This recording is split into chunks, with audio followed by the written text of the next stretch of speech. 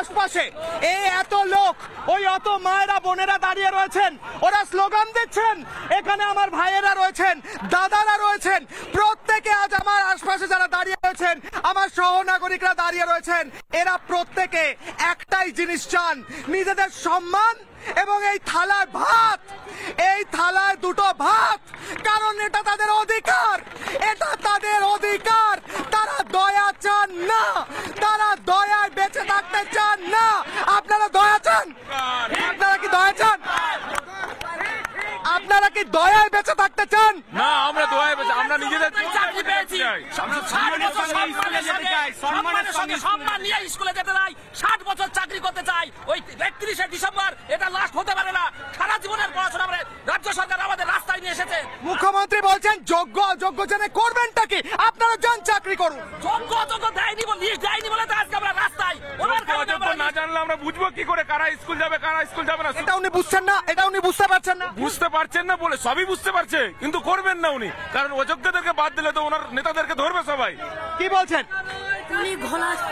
উনি ঘোলা জলের মাছ, উনি সবই জানেন, সব জানেন, ইচ্ছে করে করছে। কেন?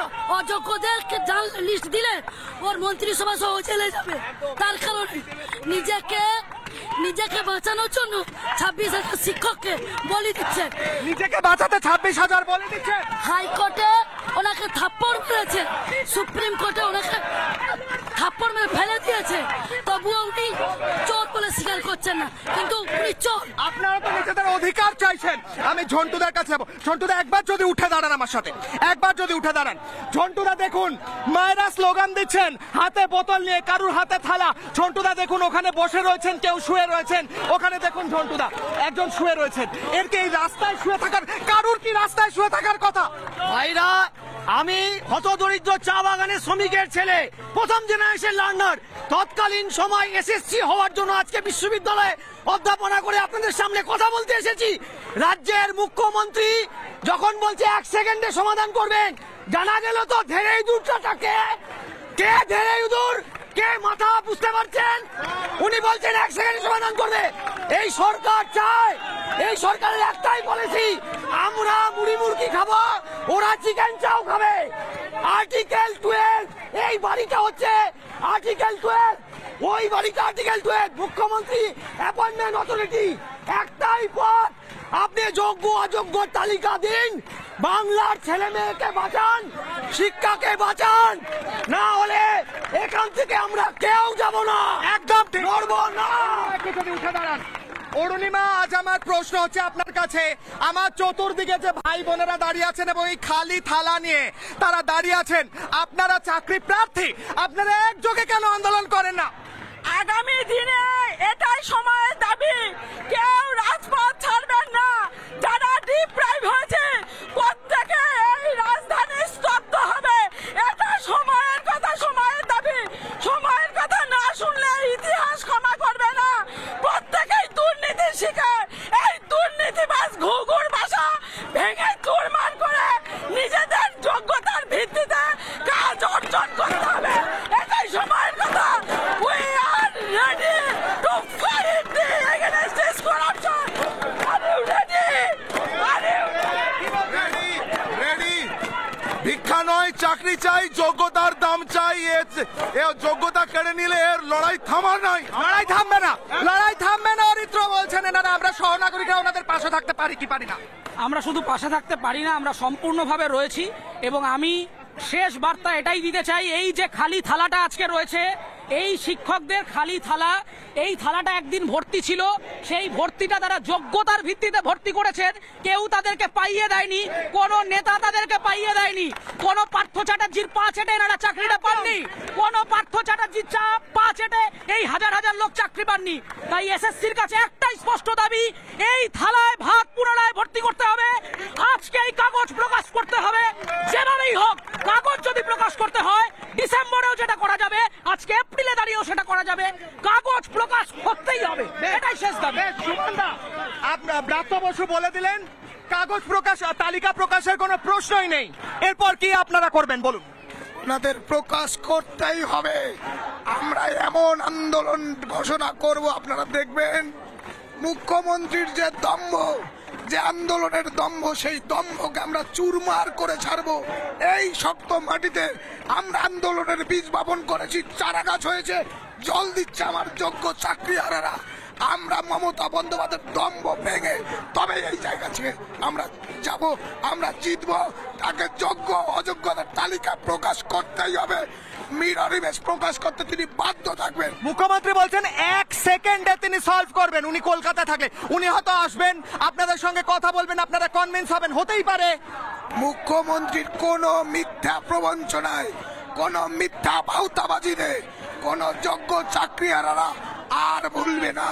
ওনাকে আসতে বলুন, ওয়েলকাম করব, কিন্তু কোনো বদ্ধ করে আলোচনা হবে না। মুখ্যমন্ত্রী একজন মিথ্যাবাদী মুখ্যমন্ত্রী, ভাউতাবাজি মুখ্যমন্ত্রী, এটা আমরা পরিষ্কার বুঝে গেছে যোগ্য চাকরিহারারা। সুতরাং আমাদের দাবিতে আমরা অনর, আন্দোলন চলছে, আন্দোলন চলবে, দাবি না মেটা পর্যন্ত এই স্থল আমরা কোন অবস্থায় ছাড়ছি না। পুলিশের যত চোখ রাঙানি তাকে উপেক্ষা করে আমরা থাকবো। বেশ, আপনারা থাকবেন, এরা প্রত্যেকে রাস্তায় থাকবেন। ডিসেম্বর অবধি উনি বলেছেন রাখবেন। 2026-এর জানুয়ারি থেকে আমাদের ছেলেদের শিক্ষার একটা মৌলিক অধিকার। 2026-এ অনেক রিটায়ারমেন্ট থেমে নেই, রিক্রুটমেন্ট থেমে আছে। 2026-এ ছেলেরা শিখবে কোথায়, কার কাছে শিখবে? উনি শিক্ষার অধিকার কেড়ে নিতে চাইছেন।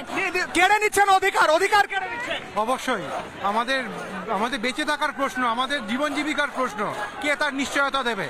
আজকে উনি বলছেন যে তোমরা চাকরি করতে চলে যাও, 31শে ডিসেম্বরের পরে আমাদের সার্ভিস কন্টিনিউশন থাকবে, সেটা কে তার নিশ্চয় গ্যারান্টি নেবে? আপনার পরিবারের কি হবে?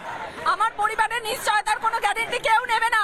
আজ আমি যে দুর্নীতির শিকার হয়েছি, আজ আমি যে প্রাতিষ্ঠানিক দুর্নীতির শিকার হয়েছি, এই দুর্নীতিমুক্ত, এই দুর্নীতিগ্রস্ত সরকারকে তাড়াতে না পারলে ভবিষ্যৎ প্রজন্ম, আমাদের ছেলেমেয়েরা এই দুর্নীতির, একই দুর্নীতির শিকার হবে এবং তারাও রাস্তায় বসে থাকবে। আমাদের প্রজন্মটাই রাস্তার পর রাস্তায় কেটে যাবে। এখানেই আমি এই বলে শেষ করব। আমার চারপাশে স্লোগান চলছে, সেটা শোনাবো, তবে তার আগে এই খালি থালা আমি নবান্নে এখান থেকে আজ বার্তা দিচ্ছি। আজ এই রাস্তা থেকে কিশলয়ের অগ্নিবাণ করেছি, আবার রাস্তা থেকে করব, আবার রাস্তা থেকে, স্টুডিও থেকে, বাড়ি থেকে, জল থেকে, আকাশ থেকে, যেখান থেকে সম্ভব আওয়াজ তুলবো, প্রশ্ন করব, আর প্রশ্ন করব এদের অধিকার কারার অধিকার আপনাকে কে দিয়েছে আমি শোনাবো। এদিকে এগিয়ে আসতে বলবো। এখানে স্লোগান চলছে, আমি এই স্লোগানে, এরা স্লোগান দিচ্ছেন, এরা স্লোগান দিয়ে বলছেন এদের লড়াই চলবে। এই স্লোগানের সামনে দাঁড়িয়ে আমি কিশলয়ের অগ্নিবাণ শেষ করব, এদের স্লোগানের আওয়াজ শুনিয়ে, কথা শুনিয়ে, যাতে মুখ্যমন্ত্রীর কান পর্যন্ত সেটা পৌঁছায় এবং তিনি বোঝেন যে তিনি যেভাবে বললেন যে আপনারা চলে যান, বোঝার দরকার নেই, জানার দরকার নেই, আপনার কথায় কেউ বিশ্বাস করছে না। আর ব্রাত্য বসু, আপনার নাটকটা আপনি বন্ধ করে নিজের প্রফেশনাল কাজটা আপনি করুন, এদেরকে বিচার দিন।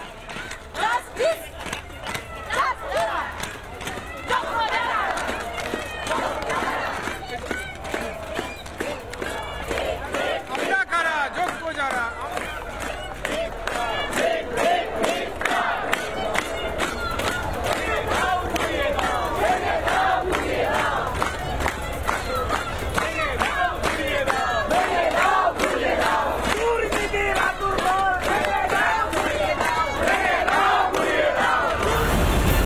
নানা ধরনের কন্টেন্ট দেখার জন্য লাইক করুন, শেয়ার করুন আমাদের ফেসবুক পেজ, সাবস্ক্রাইব করুন আমাদের ইউটিউব চ্যানেল।